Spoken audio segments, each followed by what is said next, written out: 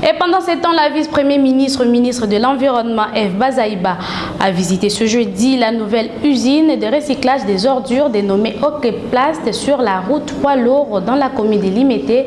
Une occasion pour les délégués généraux de cette usine de présenter à la patronne de l'environnement la contribution de celle-ci à l'assainissement de la ville-province de Kinshasa, nous dit Ferrand Toumba.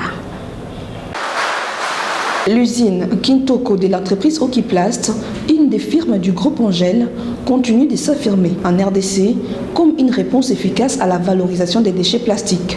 Pour s'en rendre compte, la vice-première ministre de l'Environnement et Développement durable, Eve Bazaïba, a effectué ce jeudi une descente dans les installations de cette usine située au quartier Kingabwa, dans la commune de Limete, et qui récolte à ce jour 22 tonnes de déchets plastiques par jour, avec pour ambition d'arriver à 50 tonnes.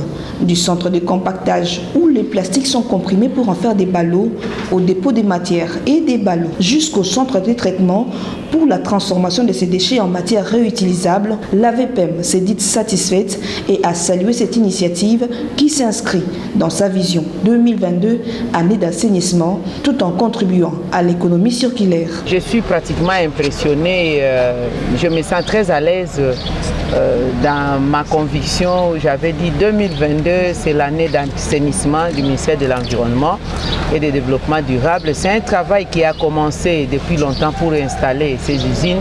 Je crois que le fruit est mûr. Bientôt, nous allons le cueillir et l'offrir à la population. Donc, tout ce que je peux dire, c'est que la population congolaise devra retenir son souffle. Désormais, ce que nous voyons comme un scandale dans nos caniveaux, dans nos rues, concernant les bouteilles en plastique, nous allons devoir les consommer, les avaler au sein de Kintoko pour les transformer autrement. Mais c'est en même temps aussi, j'insiste, pour l'éducation, la sensibilisation de la population. Il faut avoir des gestes environnementaux, des gestes qui sauvent. La bouteille que vous prenez, vous buvez de l'eau ou du jus, vous la jetez, sachez que vous êtes en train de planter la maladie. Devons s'activer à devoir collecter et aller dans ces points de compactage pour vendre leurs bouteilles. La ville est grande, le Congo aussi est grand. Nous aimerons que Kintoko soit représenté partout dans tous les pays. Pour sa part, le délégué du groupe Angèle, Jérôme Sekana, s'est dit honoré par cette visite qui témoigne de l'intérêt du gouvernement central pour ce projet dont le souhait est de débarrasser la ville des déchets qui dégradent l'environnement.